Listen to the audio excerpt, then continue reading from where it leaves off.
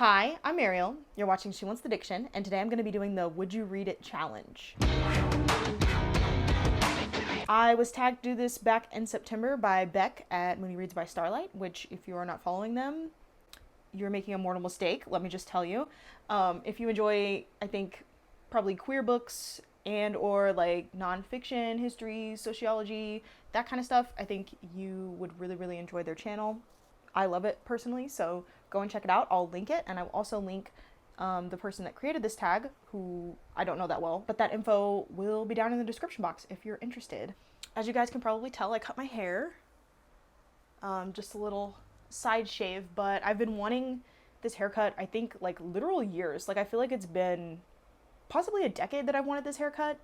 I have had a shaved head before in the past, so it's not like a super huge, like, big deal for me, but it really does remind me of when I had a shaved head, and to kind of like get that energy and that vibe back, I really like that. Like, I think for me personally, I think I get perceived as being super feminine all the time just by virtue of being a woman with curves and longer hair. Like, I've been growing out my hair for probably 2 to 3 years now, and so I like that the shaved head kind of like, even though it is kind of more common now, I feel like it adds a little bit of edginess to it. It's like sort of like a little bit of the masculine vibes peeking out of the feminine, which I really like. Like, I'm very happy with this. Like, I honestly didn't think it would turn out as well as it did, but it is perfectly exactly what I wanted. I feel great. It was just kind of a spur of the moment thing yesterday where I was like, you know what? Today's the day. Why not? And I got people hyped me up on Instagram because I was like talking about how I wanted one, but I was nervous to let anybody touch my hair, which I am. I get fucked up almost every time I go and get a haircut. And haven't really tried to look for a better like hair place out here that might be more catering to like, you know, my style of hair, or like a curly cut. I could probably finally get like a diva cut and shit like that, but I haven't really looked into it yet. And so people were just hyping me up on Instagram, and I was like, hell, why not? And me and Adam just ended up cutting each other's hair, which, you know, the couple that cuts their hair together stays together. So anyways, that's enough babbling for me. Let's get into this tag. I think the premise is that you're supposed to read like the first sentence or first couple of sentences of whatever books you've chosen and kind of see if any of these intrigue anyone who's watching. Might get you to read them. And personally, I kind of went through my shelves and just grabbed things at random and picked things that I felt like the first sentences were really compelling to me. So let me know how you like these and how you feel. All right, first up, we've got a book called Cat Watching by Desmond Morris. Explains why cats purr and everything else you ever wanted to know. And got a cute cover. I do like cats. I want to get a kitten eventually. I don't know when. That's another one of those things that, like, I've wanted for years, but just haven't done. So this is from the 80s. And from the intro, the domestic cat is a contradiction. No animal has developed such an intimate relationship with mankind, while at the same time demanding and getting such independence of movement and action. The dog may be man's best friend, but it is rarely allowed out on its own to wander from garden to garden or street to street. The obedient dog has to be taken for a walk. The headstrong cat walks alone. Which, as we all know, is one of the reasons, like, dogs are loyal, that's great. Not a big fan of dogs, but, like, cats, man. They're feisty. They're weird. They're cute. I don't know. I just relate more to cat vibes. The next book we have is How to Cure a Ghost by Faria Roizen, I'm guessing.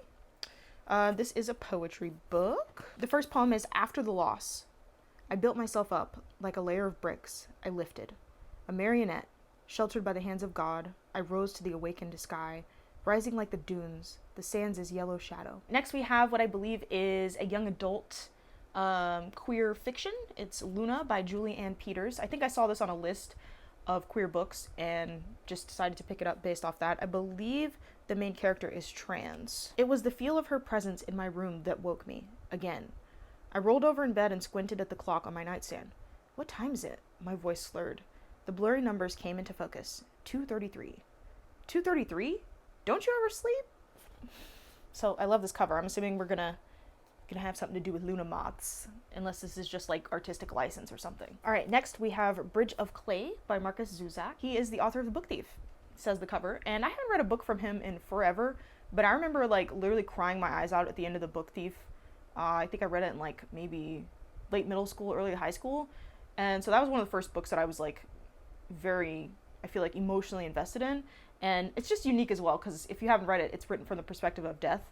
Like, Death is a character that's like talking and stuff. So some of the chapters are like from Death's perspective, and I just thought that was such a cool device, I guess, when I was younger. And I was like, man, I haven't read one of his books in forever. I didn't realize he had, several other books. And actually, the first sentences in this while I was in the thrift store is kind of what prompted me to pick it up. In the beginning, there was one murderer, one mule, and one boy. But this isn't the beginning.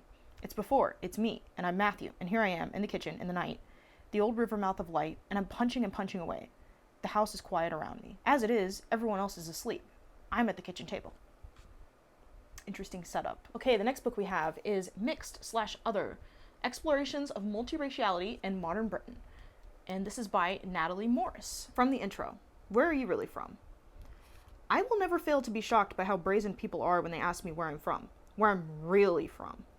The audacity is wild. Before they ask my name or how I am, they want to know where my parents were born, how I identify. They want to know why they can't fit me into one of the neat categories they have in their head, which is, if you know me at all, is very relatable content. I actually wrote a poem exploring this very thing that I read on this channel that I will link up in the cards if you haven't seen it. So yeah, very excited to get to this one. I haven't read a ton of books about racism in the UK. I think the only one I've really read is like something about white people. I'll put the cover, but I feel like that's really the only one. And racism is obviously prevalent all around the world. I think we kind of forget in the US that like black people exist in places other than just the US and Africa. So this should be really enlightening. Next we have Far from the Madding Crowd by Thomas Hardy.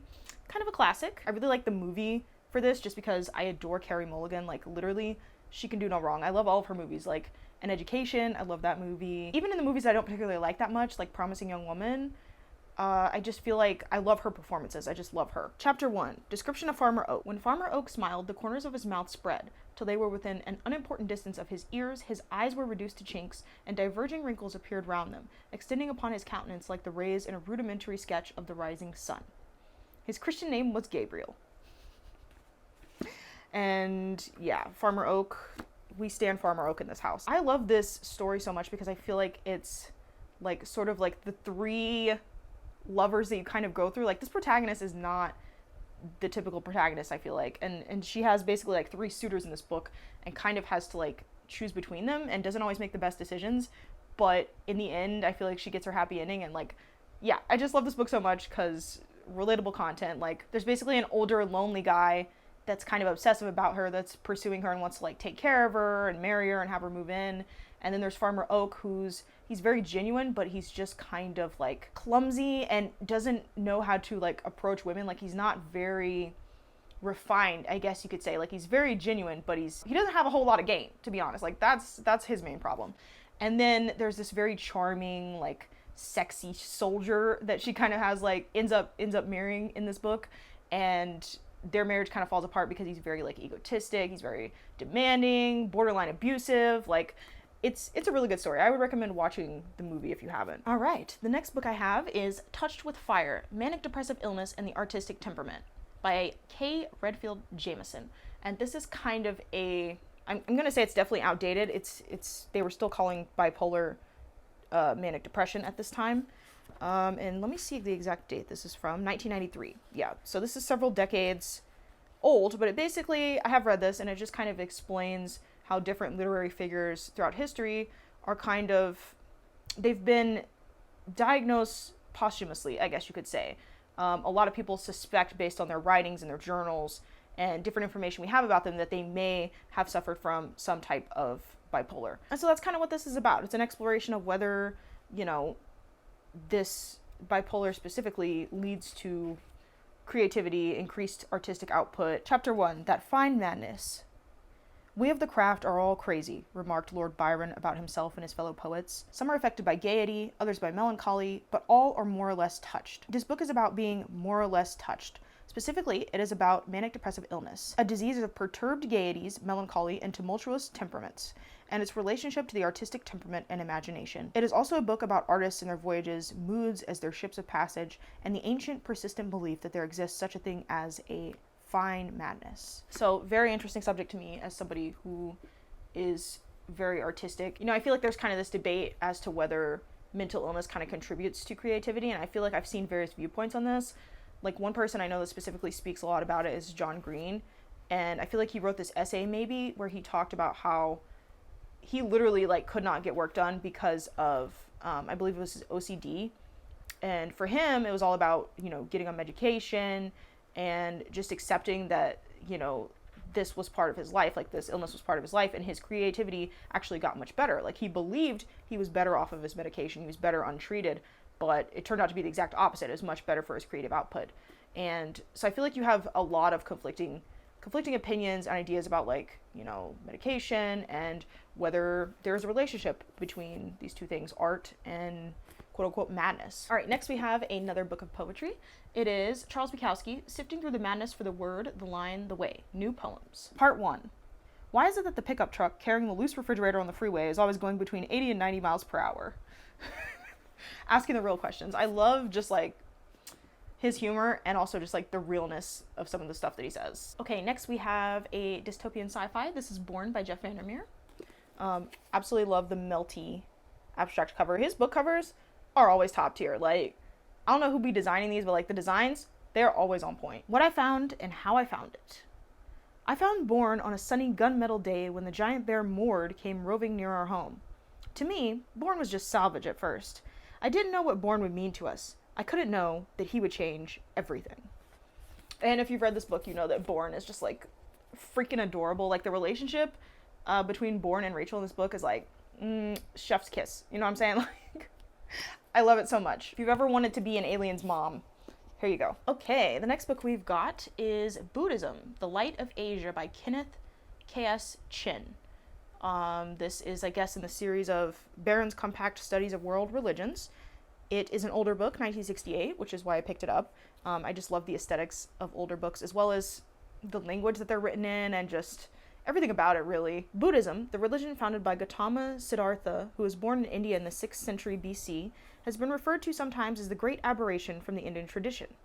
While there are certain elements of truth in this charge, it must also be admitted that Buddhism did not depart entirely from the prevailing Indian systems. For an understanding of the forces that led to the emergence of Gautama and his teachings, it is necessary to devote some time to the religious and social background as well as to contemporary conditions in India.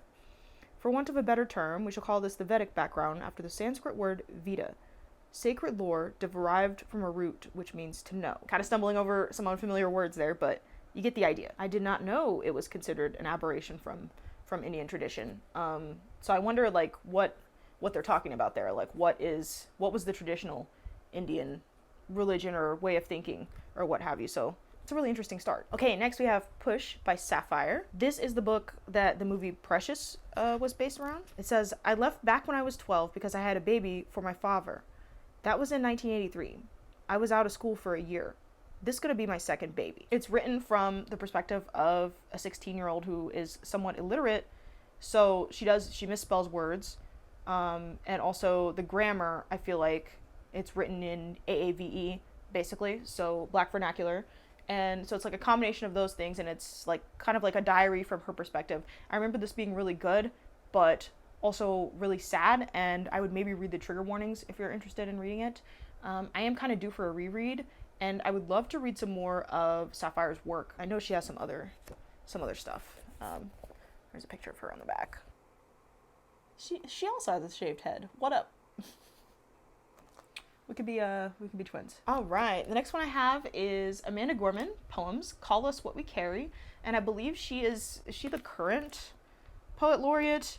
Anyways, everybody lost their shit when she read one of her poems at the presidential inauguration, which I didn't actually watch it or see clips or anything. Like, I'm not like some kind of Joe Biden stan, and he hasn't really kept any of his promises, such as forgiving student loan debt, so not really the biggest fan of him. So anyway, I was interested in who the current poet laureate is, just because I feel like it's rare to have a young Black woman as the poet laureate. And I like the dedication. For all of us, both hurting and healing, who choose to carry on. Okay, the first poem is called Ship's Manifest.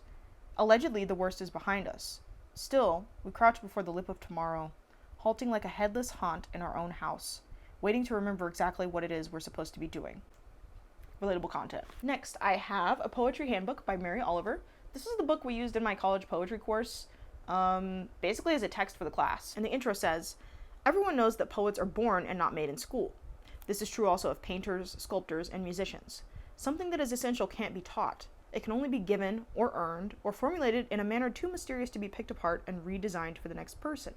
Still, Painters, sculptors, and musicians require a lively acquaintance with the history of their particular field, and with past as well as current theories and techniques. And the same is true of poets. Whatever can't be taught, there is a great deal that can and must be learned. Next, we have a great book that I just read a few months ago. It is Dead Blondes and Bad Mothers, Monstrosity, Patriarchy, and the Fear of Female Power by Sadie Doyle. Again, I adore this cover. Women have always been monsters. Female monstrosity is threaded throughout every myth you've heard, and some you haven't. Carnivorous mermaids, furies tearing men apart with razor-sharp claws, Lenancidae? I don't know how to say this. Enchanting mortal men and draining the souls from their bodies. They are lethally beautiful or unbearably ugly, sickly sweet and treacherous, or filled with animal rage, but they always speak to the qualities men find most threatening in women: beauty, intelligence, anger, ambition. And we all know I have all of the above. In Christian myth, even the apocalypse is female. Damn! No, but for real, this book is really good. I actually bought this book for a friend of mine. Her name is Charlotte at Bookish Mama Blooms. I will also link her channel below because she's just an amazing human being and a good friend. So yeah, this book is really freaking good. I want to read their other books. I believe they might be going by a different name or different pronouns now. I'm not sure. So I'm going to say they. But they have at least one other book that I definitely want to get to. I think I'm going to try to do it on audio, but just haven't gotten there yet. All right, next we have one I just recently picked up. It's called This is Photography, and it's by some peeps named Miller and Brumett. And I picked this up because it's just kind of like a novelty thing. And if you guys don't know this about me, back in college, I was a double major in graphic arts and / photography and also writing. And so I am interested in photography, always have been.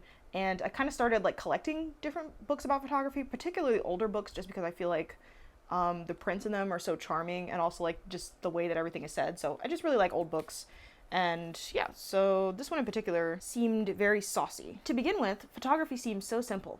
In fact, it is completely simple if you require nothing more of it than casual pleasure and snapshots. Many of us naturally aren't content to stop there. We want to know why and how. The moment we become curious, we become vulnerable. We ask questions. And the answers may floor us with their complexity, their strange language, and above all, their implications of a vast and hitherto unsuspected world of photographic technicalities. Some of us hurriedly retire from photography at this point, but others of us pull ourselves together, breathe deep, and ask, now let's have that again, please, and slowly this time. I just love the voice that I feel like a lot of older books have. Next, we have a nonfiction. It is Goddesses, Whores, Wives, and Slaves, Women in Classical Antiquity by Sarah B. Pomeroy. This is from the 70s, and we can see here I actually still have a bookmark in here. I think I made it a few chapters in, but this book was conceived when I asked myself what women were doing while men were active in all the areas traditionally emphasized by classical scholars. The overwhelming ancient and modern preference for political and military history, in addition to the current fascination with intellectual history, has obscured the record of those people who were excluded by sex or class from the participation in the political and intellectual life of their societies. So basically asking, where are the women in this? Which we love that. I would much rather know what the women are getting up to. All right, we're still going.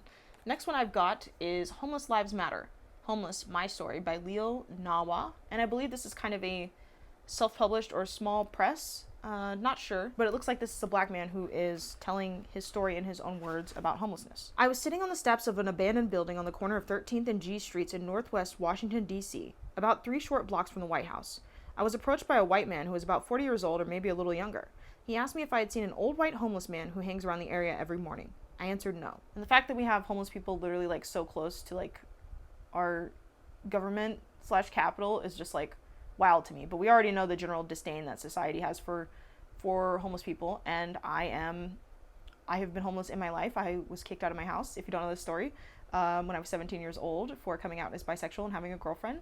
So yeah, the various reasons that people can be on the street is just I want to read more about that, and I think society needs to have more compassion about that, and so I just wanted to read this firsthand account. Okay, the next one that I have is a really huge, old, really pretty biography of Marie Curie, and this is actually by her sister, Eve Curie, and there's kind of the inside.